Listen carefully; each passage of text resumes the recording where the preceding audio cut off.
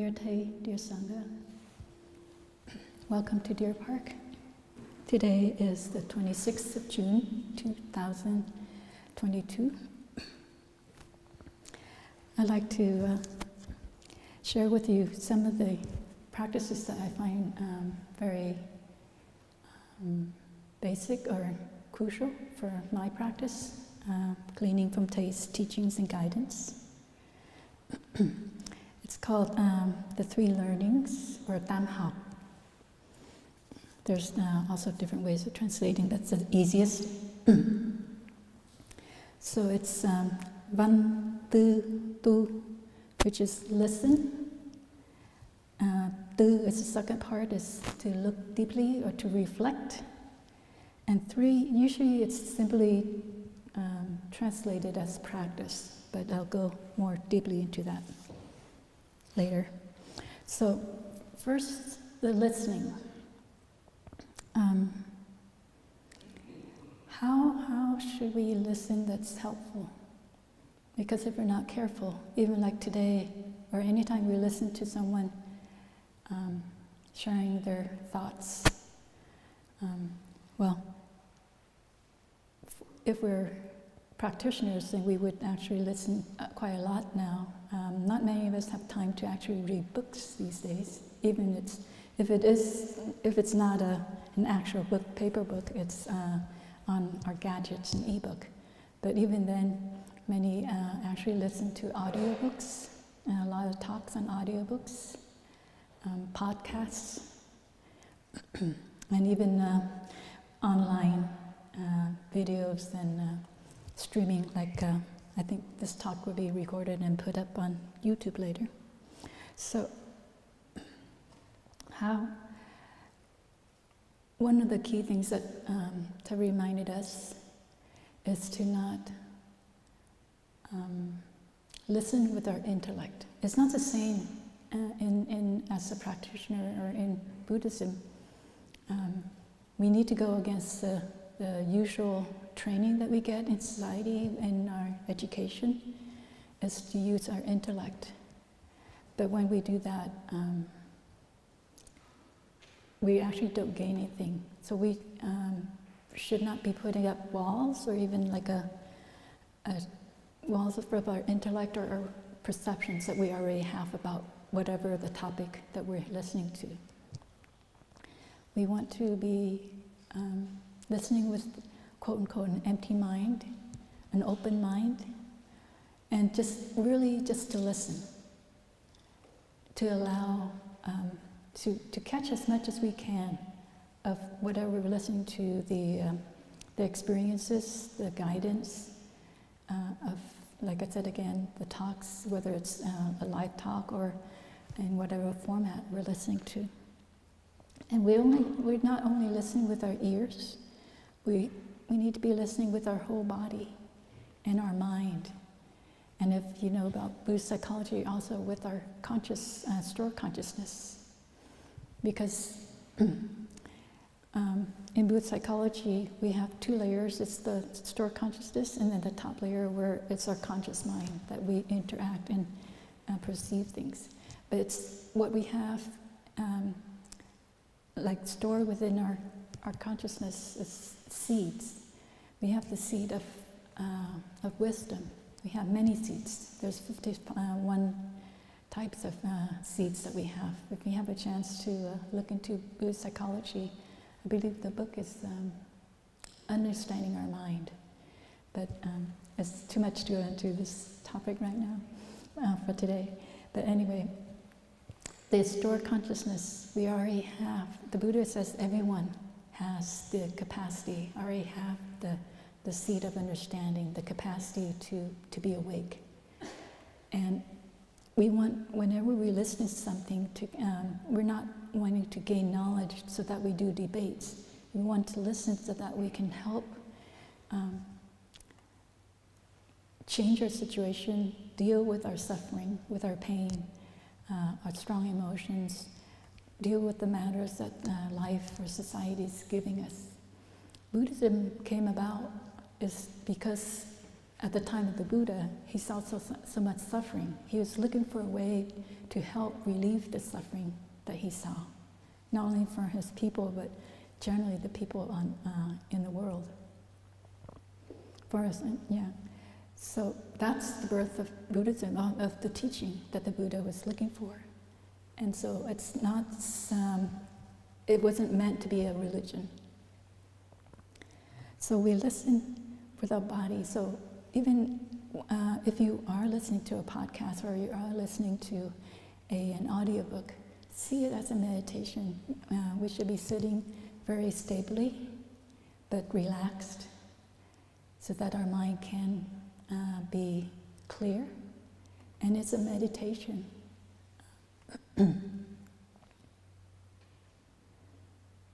And the mind can be quiet to actually receive the guidance that we chose to take in. And again, it's not just like I was saying about, like teachings of from talks and things like that, but also when we listen to our parents, or we listen to our supervisors or a coworker who's giving us feedback or some guidance, some instructions, so we can gain from their experiences. Because if we are already judging or making, having a preconceived idea in our mind, then what we compare with what we're listening to with what we already have. And if they agree, then we're not allowing ourselves to see a bigger picture. If they don't agree, we push it away, and again, we're not gaining anything. So what our practice is take away, put away the preconceived ideas, the notions that we have in our mind, so that we're receiving just purely everything that's there. And not everyone has the capacity to express everything they want to express clearly. So we really have to listen clearly and be able to maybe paraphrase so that we can learn more and be able to clarify what we did not understand. So as a practitioner, we can be seen as a gardener, and the practice of listening, it's like planting the seed. It's we're receiving the seeds to plant. So we're getting information, we're getting with someone else's experiences. Even if it's a book, it's someone else's research. And they researched, and they made, based on their research, they made some sort of conclusion. And then the second part is to reflect. That's when we start using our brain. That's when we start using our own experiences to do further research, to check, based on our suffering, our worries, our troubles. How does this information, how does these guidance connect with what's happening for us? Are they helpful? In which way can they address the issues that's in our hearts? Whether it's personal matters or professional situation that you need to resolve.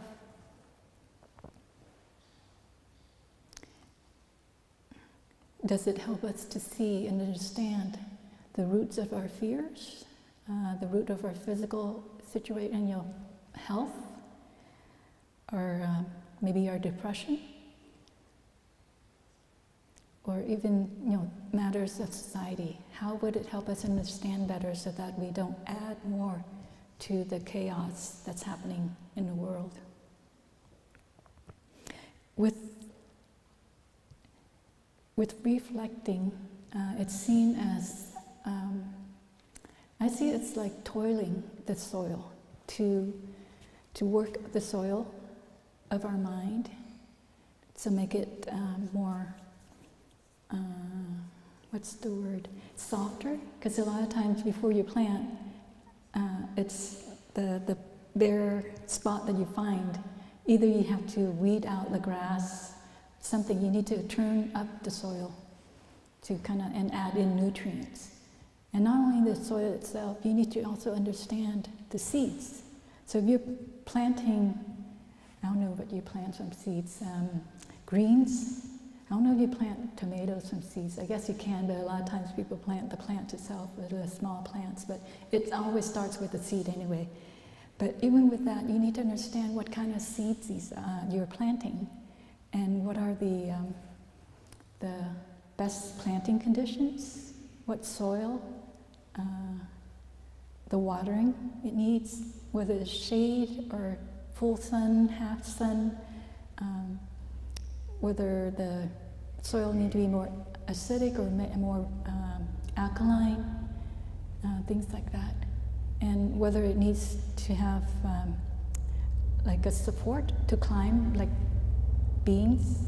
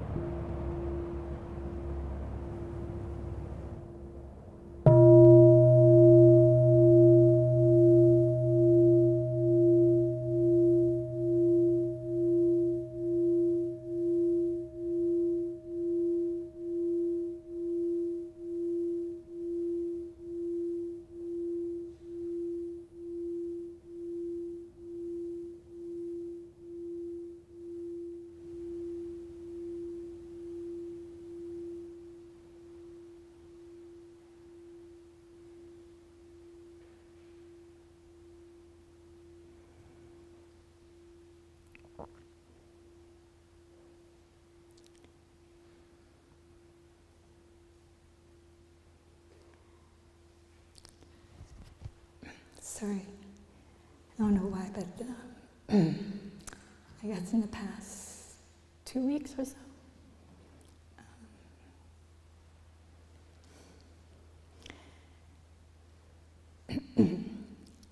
I actually don't go online to check the news about the war, but maybe in seeing some of our movie recently, the documentary we had, but somehow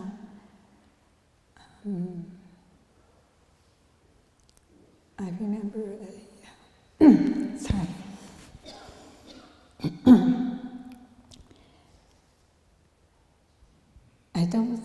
I can't see the image, but somehow I can remember the audio.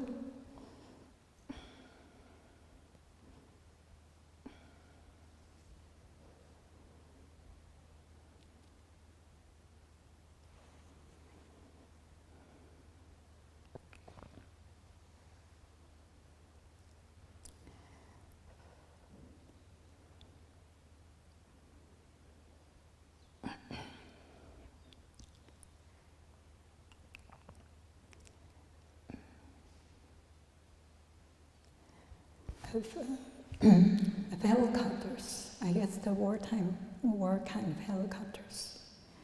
And when I was a kid,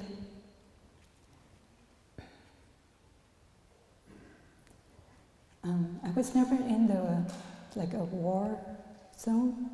I was in Saigon or Ho Chi Minh City, so I never actually heard some gunshots or anything. But I think with so many,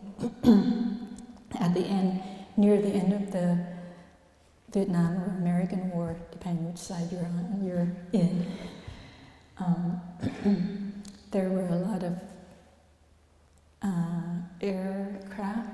war aircrafts, and that goes around the city. And even as a kid, I was under 9. I think there probably were curfews, but you can hear those bleeds. I wasn't fearful at that time, but in looking back and seeing war images and hearing the sounds here, It's just, I guess it's bringing up seeds of fear, maybe not my personal fear, but the fear of my own parents and the people of my country. So when the plane that just came through, it sounds pretty close, and probably was a helicopter or a small plane. It just wired the wrong seats. So. But that's our practice. I mean, though we have, yeah, you can.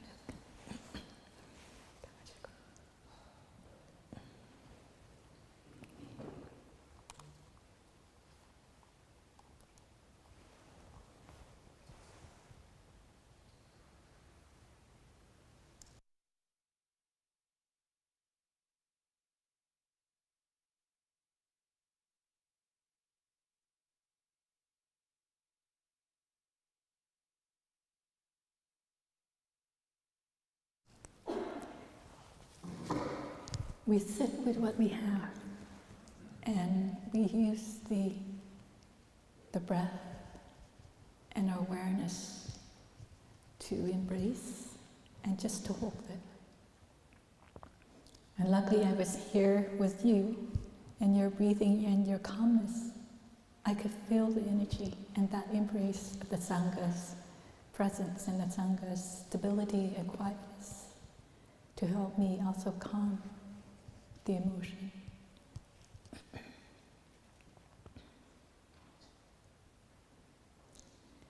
So that's in the reflecting, that's what we do, is we look at how are these teachings, how does it actually help us deal with things that come up. Like I said, I was never in the war zone, I was never in the countryside where schools and the rice pads and people's villages were bombed, but I just heard, this audio, and it just like any airplane or car noises, traffic noises that you hear. But as I come here and it's grown older and understood what those sounds means, it has a deeper effect. In like I said, we have seeds within us that's not, that's also transmitted from our parents, from our ancestors, the way they had to live, the society they had to live, the suffering they had to go through. My own parents were from the north, so they already had experience with the pre-Việt Cộng regime. They were called Việt Minh at that time. So they already had experience with that, and they knew they needed to leave the country before the northern government came into the south.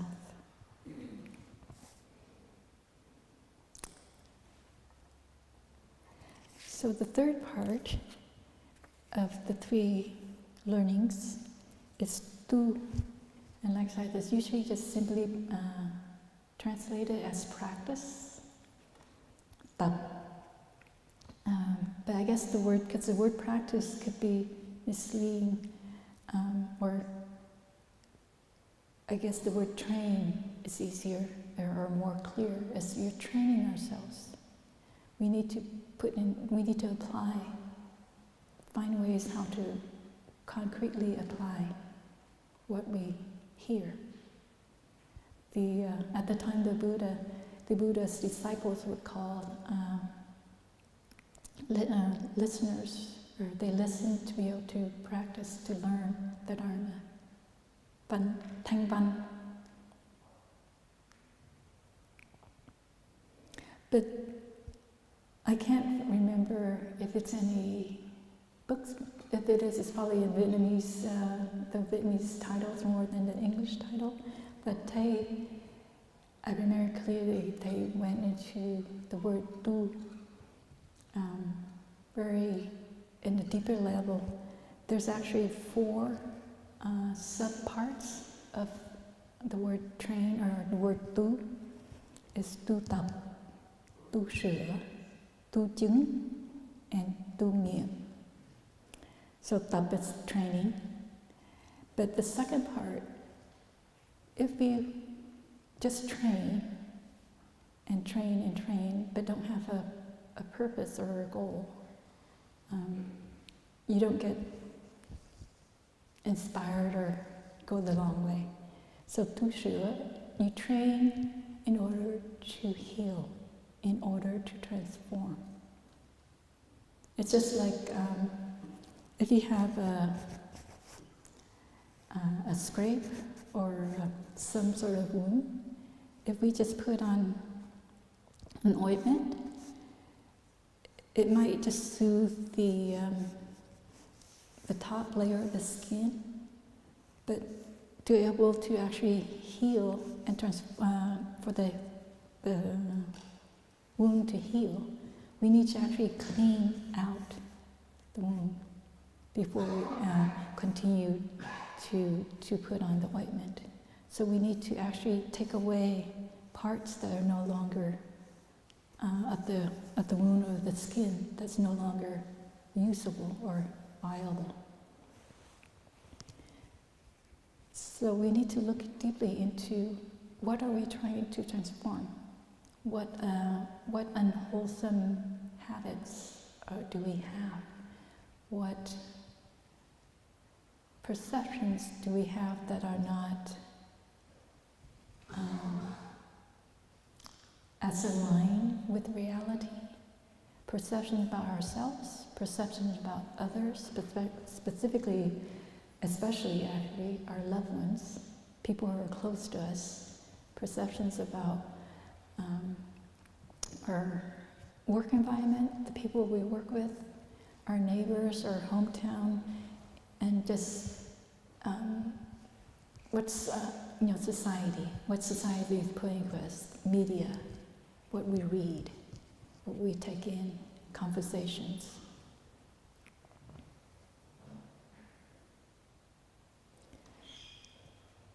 And if we continue, we need to remember to see the part of tu, because it's not just practice. If I'm going back to the word, Vietnamese word, because that's actually 4 parts, and if I just use the word practice, it negates the other layers.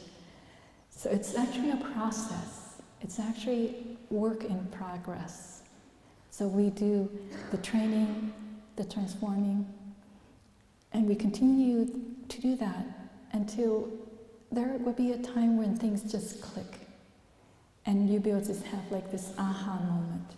The light bulb turns on in our mind, and that's what we call tu chứng, or realization. We realize something. That's one. We say that. I realize now. Blah blah blah blah. When we finally get what's being said, what's being discussed, but that's just one instant. What we need to go on is to be able to continue that realization, continue to stay with that realization, live with that realization day by day, moment by moment, so that we don't lose it, because if not, it's organic too, because enough conditions came together for us to realize that, but if we're not mindful, we're not careful, we'll lose some conditions for us to and the first realization might be just the top layer. The more we train, the more we transform, the more we'll have a deeper realization on top of the first realization. And as that process, those 3 steps continue, it comes into the word tu nghiêm, or as part of the word experience, translated in Vietnamese is kinh nghiệm. It's our experience. That's when what we hear, what we take from others, what we read, because it's their experience that they are expressed. But through the process of listening, of reflecting, and of practicing, training, transforming, and realizing, that becomes our experience. That becomes our own wisdom. Once we come to that point, we know that understanding, that experience can never, ever be taken away from us, because it's actually ours. I remember when I first went, they kind of, threw us in the river and says, "Okay, you give Dharma talks," and he just sits down there. He would write, like he would come up with a bowl of topics that he would already put in, and he puts it in, and he said, "Okay," he calls out a name, and you just go up, pick a topic, and then sit down and give a talk in front of the Sangha and Thai. No preparation at all.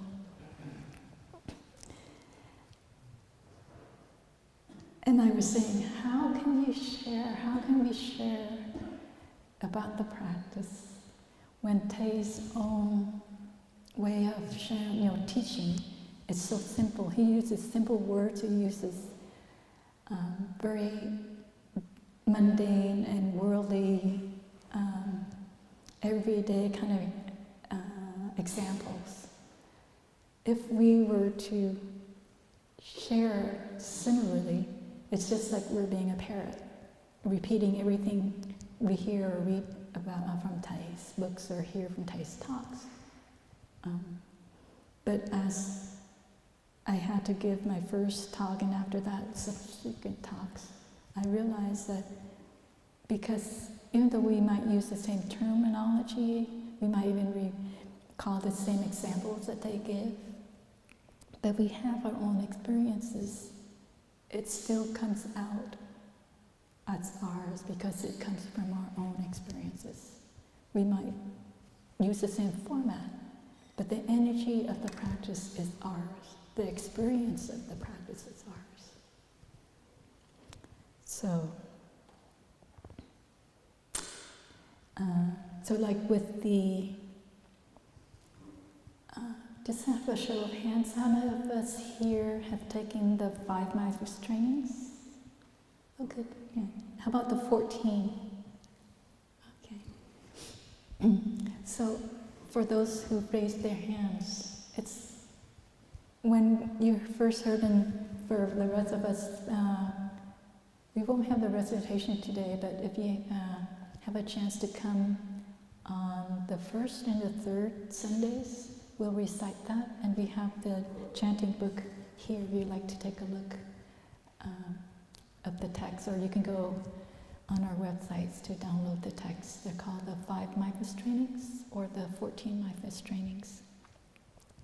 When we first listen or read the text, we would have a certain understanding, but through the process of the 3 learnings that I am sharing, of reflecting and actually putting into practice the 4 levels of the practice,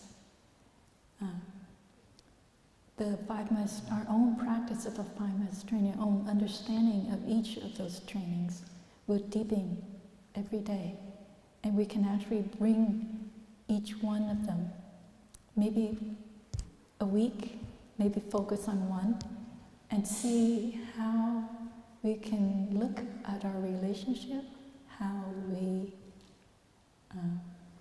interact with various people, not just with our family, but people like when we go to the bank or we go to the grocery or to fill up our gas, the gas in our car, even at parties. See how that particular training that we have chosen for the week, and how we interact with that, and how it helps us see and be able to deepen and change our way of living in contact with that training.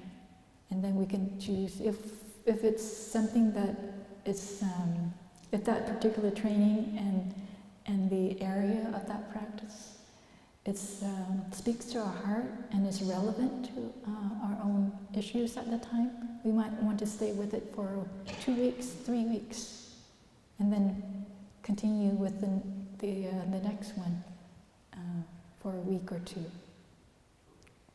And if the situation comes back and is telling us that we need to go back to the previous one, don't be too rigid that you have to go 1, 2, 3, 4, 5. Just jump around, ask our situation needs, calls for.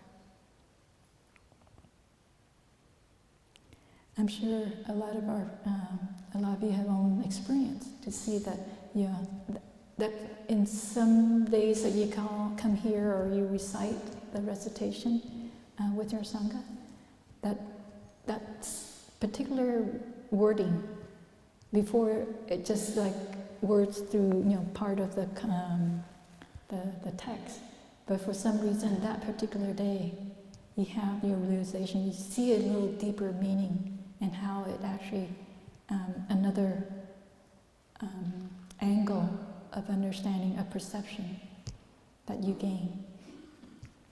So being aware, generating the energy of mindfulness moment to moment helps us to be able to catch those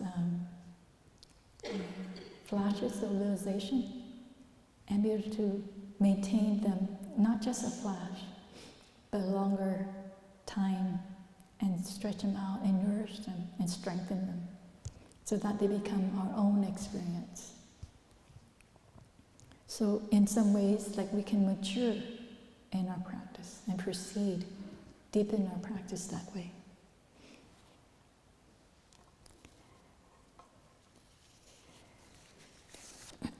Another aspect that's very key that I find of our community's meditation, to distinguish it from a lot of the other meditation that you can find in society right now, because I think mindfulness is like a popular item. But our teacher has already cautioned us to be very careful, not to get mixed up. Meditation and mindfulness in our tradition, it's actually, the key part is that it's moment to moment. It's continuous training. It's not just the formal time. If we are luxury and have the luxury to be able to carve out like half an hour every day or every other day to do formal sitting or to do formal walking meditation, or even to enjoy a silent meal. If we can't do that, we can still practice. It's good to have the formal time. And that's why Tay also suggested that we have one day per week as a day of mindfulness. This is why we choose Sunday to open to the public, so that you can come here and we can together have a day where we can practice. And if you can't come to a Sangha, you can still, if on the weekends that you can't register or you can't come, you can still give yourself half a day or even 2 hours of mindfulness by having a cup of tea, a light meal, and a walk around your garden or around the block. Just be able to come back and nourish ourselves.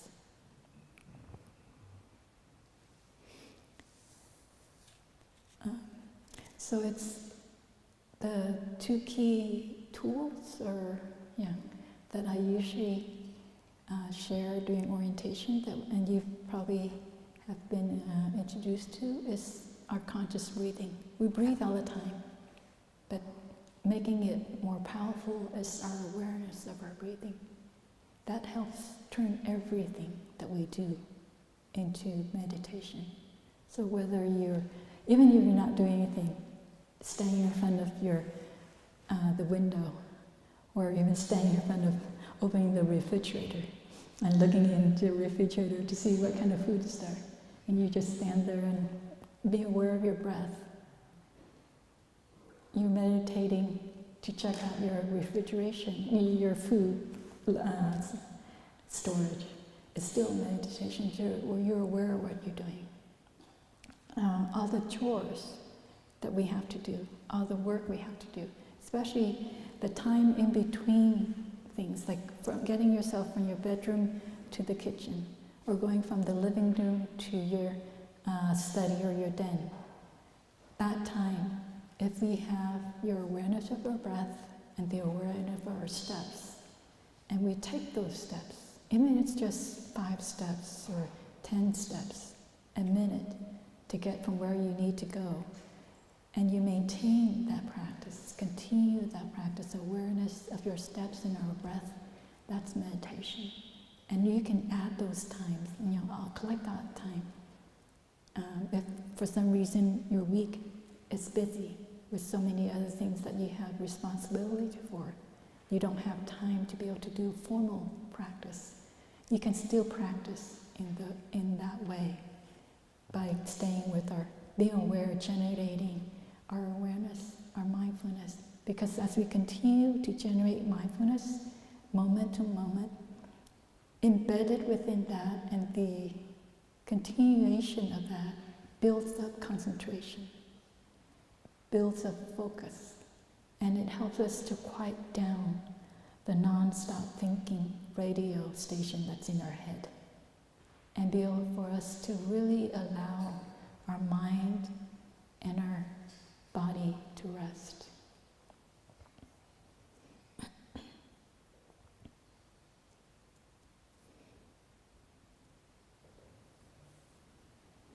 So we need to reclaim the times.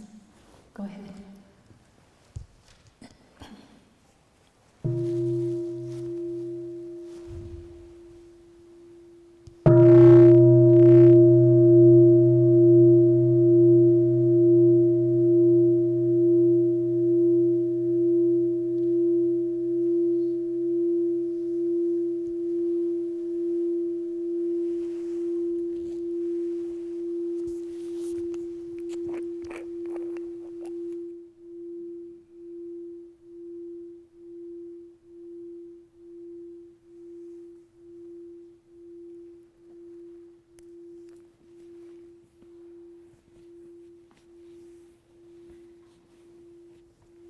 So like I said, even your chores or the errands you have to run in town, they can also become meditation.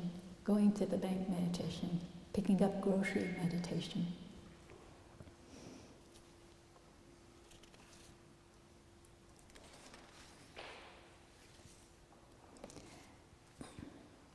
Another aspect that is key in the Buddhist practices, tradition, is dwelling happily now in the present moment.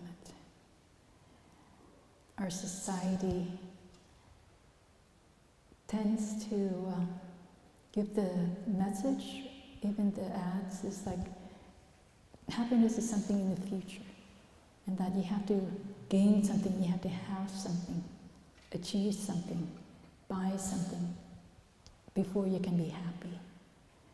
But if you give yourself half an hour, take out a sheet of paper and pen, or now else use your gadget, and just list down all the conditions of happiness you already have. Just being alive is a condition. People not being in war, being a country that doesn't have war right now, it's a condition of happiness. We have eyesight. My eyesight's very poor. I actually can't see many of you very clearly. But I can still see. I can still see colors. I can still distinguish different people. There are people who don't have that eyesight. There are people in countries that don't have eyewear, prescription eyewear to improve their vision. Hearing, just physical fitness, even though, yes, we're not on the top healthiest, but we have adequate health. We can still digest food. We still have teeth to chew. Some of us might have dentures or implants, but we still can chew and swallow. I know some people have problems swallowing. The more elderly my parents became, it was harder for them to swallow. They would actually choke when they had to take their pills. And if for some reason, I don't know why, the pills for the adults are so huge that just one pill is like too big for them. They always gag on the pills.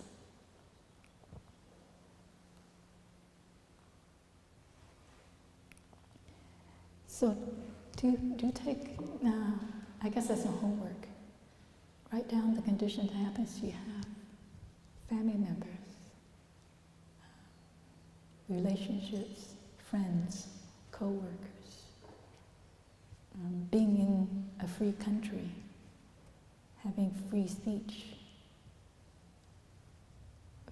freedom of religion. There's so many. I'm sure within half an hour you don't only fill up one page, you're going to fill up more. And if you really want to make it into a practice, cut out strips of paper and write each one separately and fold it up and put it into a little canister. And when you feel down or low or even when you don't, at the end of the day, before we go to sleep, shake out a couple and just read before we go to sleep. And if you can, add in new ones. It's like your spiritual piggy bank to nourish ourselves, to remind ourselves the conditions of happiness we have, and also to train ourselves to be happy and allow ourselves to be happy and go against the stream of what media society is telling us, that we have to get something, do something, be someone, be something different than what we are now in order to be happy.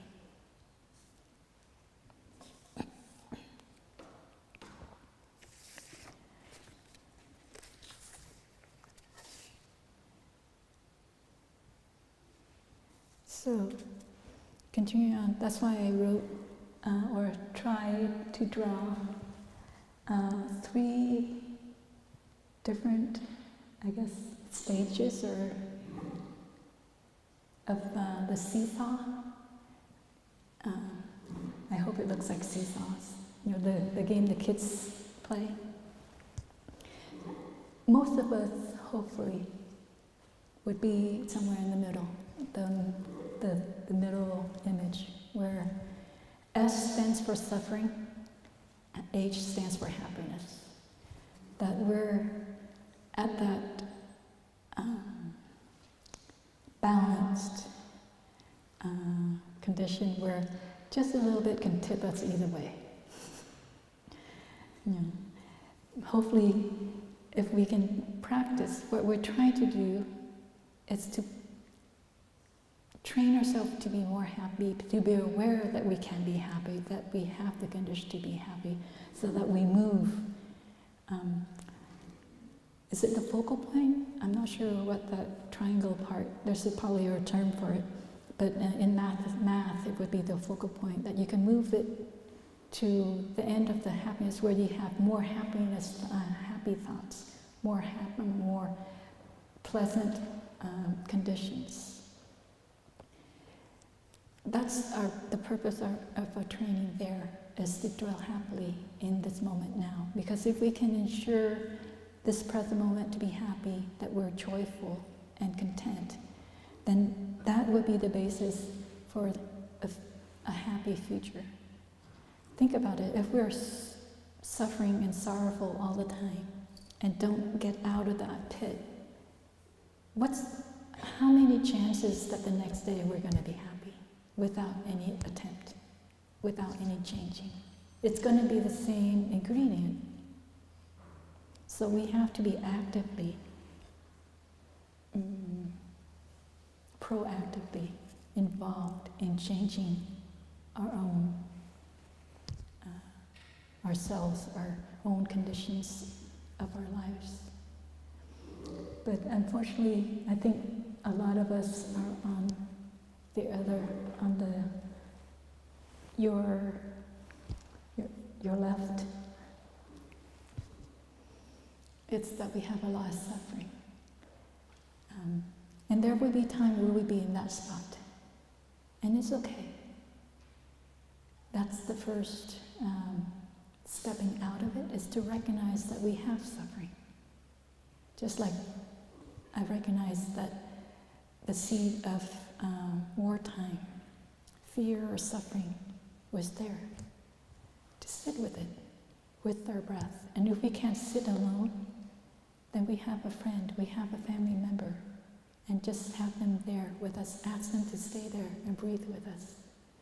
And that would help slowly for us to get ourselves out and slowly move that focal point closer and closer to the center and hopefully over to the side of happiness.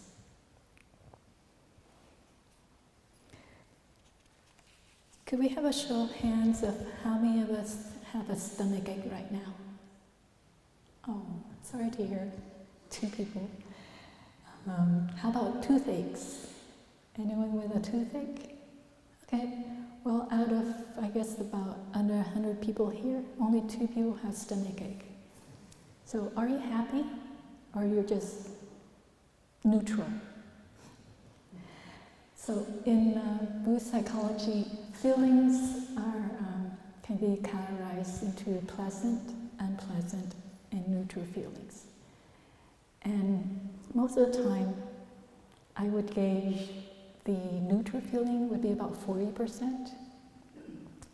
And the other 60 is, depending on which day, which week we are in, would be 20 to 30% unpleasant or pleasant. So you can see the neutral feeling just like the middle picture there. We have the capacity, we have the tools, whether we want to or not. It's our choice as a practitioner to reclaim those 40% and make it into more pleasant, to change it from a like something that we don't put our mind, but to be aware now that we don't have a toothache, and to be happy that we don't have a toothache. There's many other non-pleasant. There's many non-pleasant situations that we can think about, know of ourselves. Like those of us who have, is it called gout? Right? Am I pronouncing it right? And each of us would have, depending on the person, they would have different triggers to have a flare-up of gout. So when they don't have gout, and they remember that how hurtful when those things, the condition flares up, then they would be more appreciative that they're not having those flares. Recently, I've developed some sort of seasonal allergy, and I have hives, and I'm managing it, but there's times when the flares come up, and when they don't come up, I'm very, like when I can wake up without any hives, it's a happy moment, it's a happy morning, and I don't have to take a second pill. So look into your life, something that's more tangible. It's easier that you do have on and off, and be more aware of it when it's not there, and be appreciative that you're able to manage it so it's not there. That's the gist of this suggestion, is to reclaim those neutral feelings, those neutral situations, and make it more favorable, more pleasant, and more nourishing, more wholesome.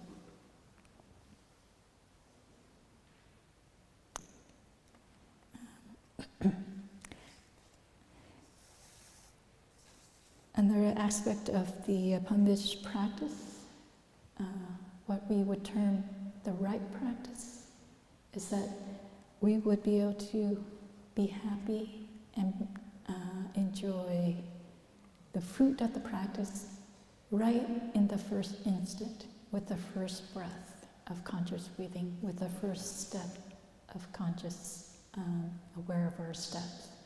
So right at the beginning, through the middle, and into the end. Practice in our tradition is not to make ourselves into a battle, not to be right, wrong, evil, good and evil, but to accept where we are and have the courage to face it, to be able to look deeply, to understand the roots of the suffering, the roots of our fears, what causes, what food what fuel we're giving to our depressions, our wrong perceptions, discrimination, etc., and be able to slowly change, slowly turn things around. It's just like, I'm not sure, I think I'm looking south, you're looking north. And if we would just turn around, like if I asked everyone to turn that way and I turn back, without even making a step, we're already changing direction. And that's always on the path. We might be heading toward the path toward destruction, destroying our physical health, our mental health. But the moment we realize that, and we just need to turn around and head in a different direction, the opposite directions.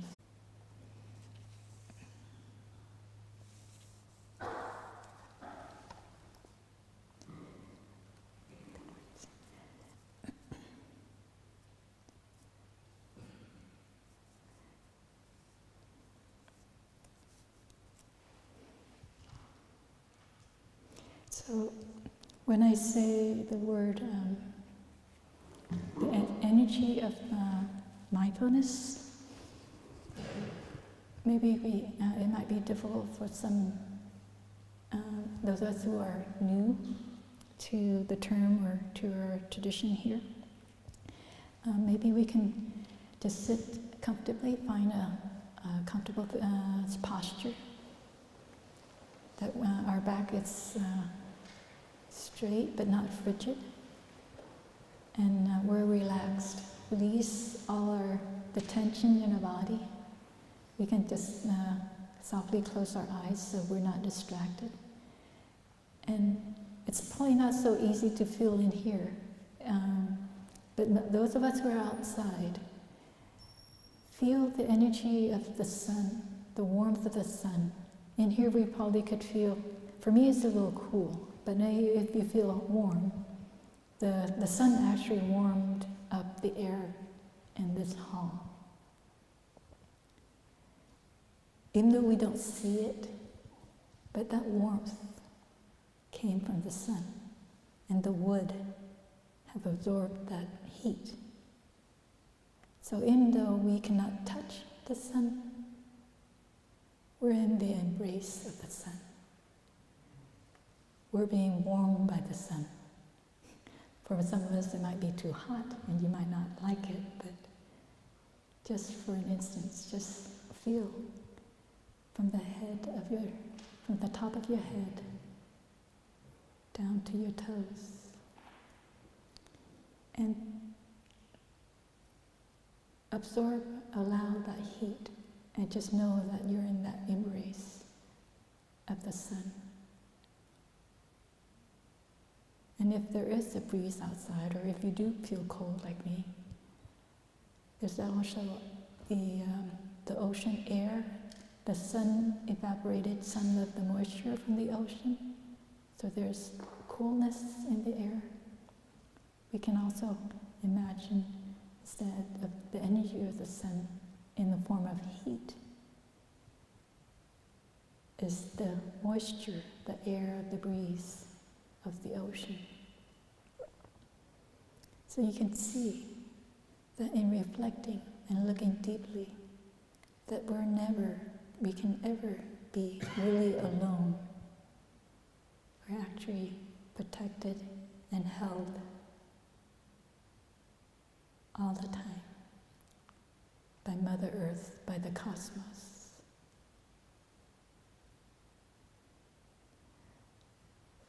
And in this hall, and those of us sitting around outside, there's also that energy of the practice of the Sangha. The peacefulness, the stability, the openness, and the inclusiveness energy of the Sangha's practice is also holding us. So if we allow ourselves to just open up our mind and our hearts, we can also be nourished spiritually with the energy of the Sangha's practice.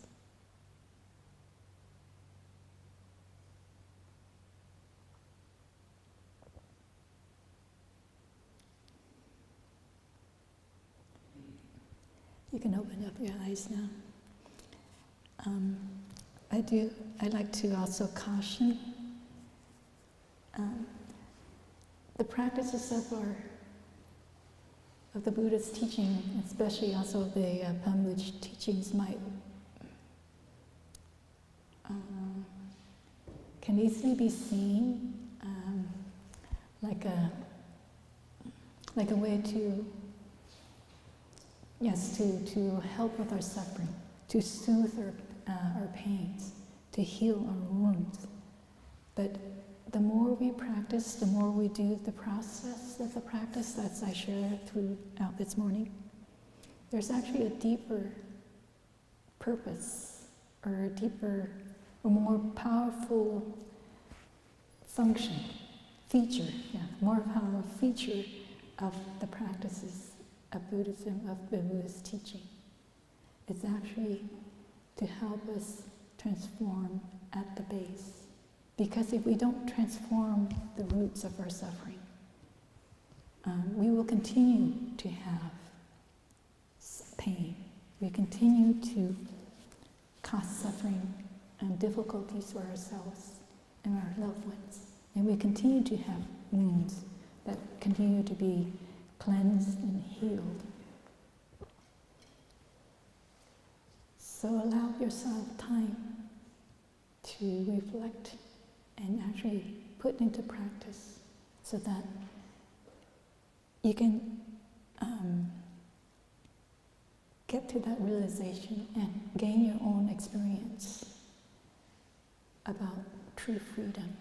Freedom from notions, freedom from wrong perceptions,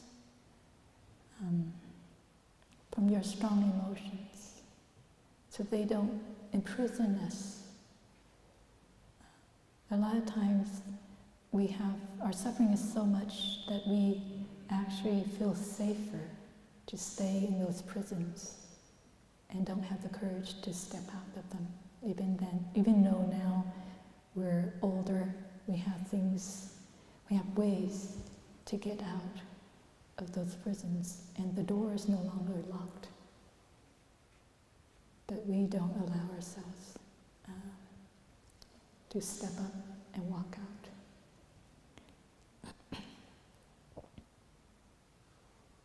So for me, one of the concrete ways that I practice toward changing my thinking or my perception, even as a novice, or even before I became a novice, I was already helping Sister Su Co and Thầy with a lot of their correspondences with publishing houses.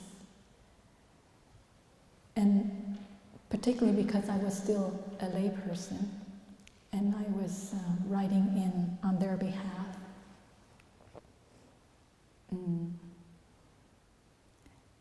I started to write, because I felt, especially being a layperson and being young, I can't remember how old Thầy and Kachin Kong was at that time, versus my age, but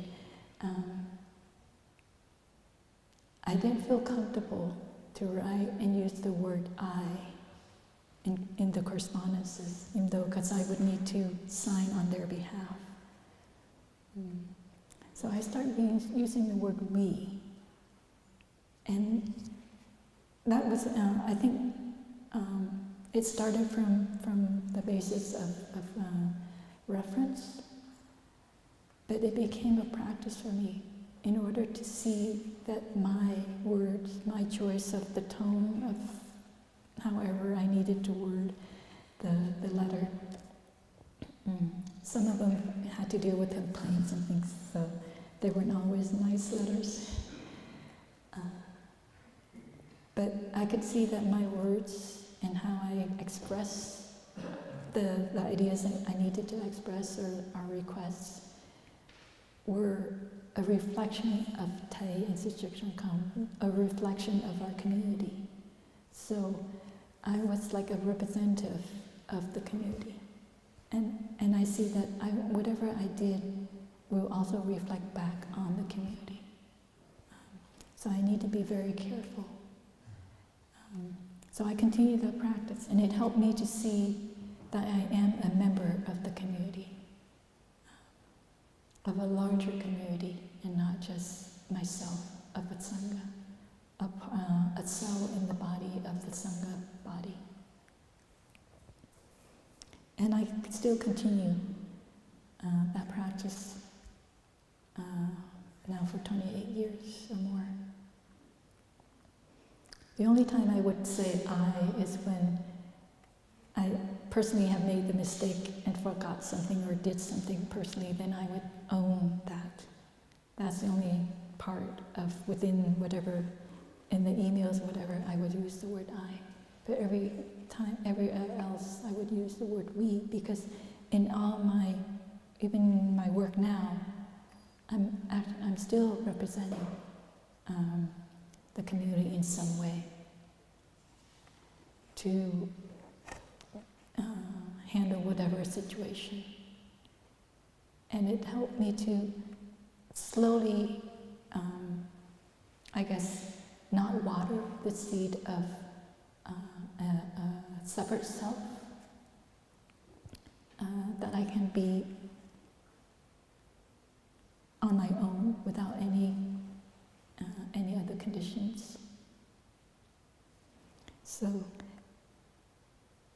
look into your practices and see in which way can you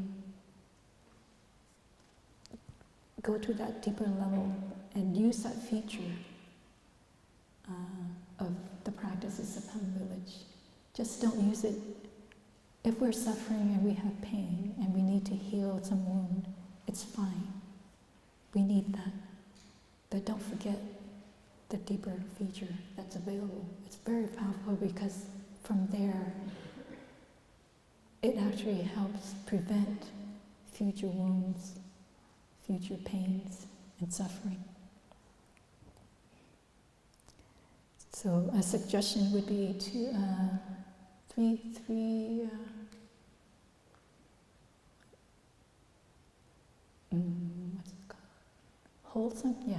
wholesome seeds or categories that we can aim to practice with would be non-greed, non-anger, and non-harming. So that's the homework for you, to look, how can we practically do that a little bit every day, so that it's in our thinking, it's in our speech, and it's in our physical actions. Some element of the non-greed, non-anger, especially non-harming, can be there. So last week we had a teen camp for our young practitioners between 13 to 18. We had, I think, under 100 youngsters. And we the organizers came up with the theme, enough, enough, you are enough. And that is to address the message that the teens are getting, and not just the teens, everyone's getting, that where we are, who we are right now in this instant is not enough. That we have to be someone else, be somewhere else, do something else, get something else before we're enough. But at least in my Dharma discussion group, there was the teen. He said he's coming into his senior year, so 16, 17. He asked a really good question. He said, the theme says we're enough. So you can easily see that and not strive to change, not strive to do better. And that was a very sharp-minded, to see that aspect. So I shared with him one of the things within the Buddha's teaching was that those of us who've read into the Buddha's teaching probably heard the story about the finger pointing to the moon. Without the finger, you can't see the moon. If you're showing someone, oh, there's the moon. So they have to, based on the direction of our finger, to be able to see there's the moon. But the main thing is not be stuck with the finger, but to actually look at the moon. So the practice of the Buddha is, taking in, learning the Buddha's teaching, or learning anything, taking in anything. Don't get stuck with the finger and not be able to enjoy or benefit the moonlight, the image of the moon. The theme that we chose was teen, so that they don't get caught, and that they can be able to get out of their insecurity at that age of hearing that you're not enough, you're not worthy, because you're this or that, or someone else's children has higher grades, was able to achieve whatever, and being compared. So the theme was to address that. It's not to address that you don't strive, you don't improve. So same thing with just like the finger and the moon. The Buddha's teaching is to help us see something, learn something, and mature and practice and deepen our practice. It is not to be stuck with the teaching. Another comparison is, it's been said by the Buddha, it's actually less harming to be caught in the notion of permanence, because we have the practice of impermanence to get us out of that situation. But if we get caught in impermanence, we have no practice to get out of that. So impermanence is the herbs to help our illness of permanence. But it's an herb, it's a medicine for a particular illness. Don't get caught with that medicine. Once the illness is gone, you need to let go of the illness. Just like when we use the raft to go across a river. Once we get to the other side, we need to leave the raft behind for another person to use to cross back. Don't carry that raft on your shoulder and go and walk on land. It's foolish. Unfortunately, we'd had some resources that were given to us to prepare for the teen camp, and some of the information I read in there. 1 out of 5 teens at our age, at our time now, have had suicidal thoughts or even suicidal attempts. That's 20% of our children, of the young generation. That's pretty high. And it used to be drugs, alcohol, and other kind of addictions would be the problem. But now it's too much information, and also sleep deprived. They're sleeping out of sync because they're playing games or they're partying or whatever through the night, and they sleep during the day. So even you probably have days and weeks or months that you're very busy and you don't have time for formal sitting. I suggest that you look either online through our published app, through our websites for a recording of deep relaxation, and do that before you go to bed. So, and prepare that and be able to help shift our brain waves into the frequency that will help us go into a deeper sleep that would actually help our body and our brain re-heal itself, treat itself. And if you have young children,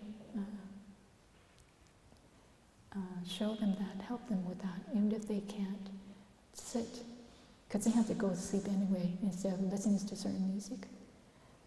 They can guide them to be able to just scan and be aware of each part and just saying thank you with their conscious breathing from the top of their head down to their toes. And whenever they nod off, they nod off. And just even 5 minutes of that is fine. And doing it daily would help them, allow them to have the nighttime sleep, so that their brain can mature, I guess, timely enough to help. It's like physically they're maturing physically younger. The puberty age is now 8 or 9 for girls. And their emotional sensitivity is actually being triggered also younger.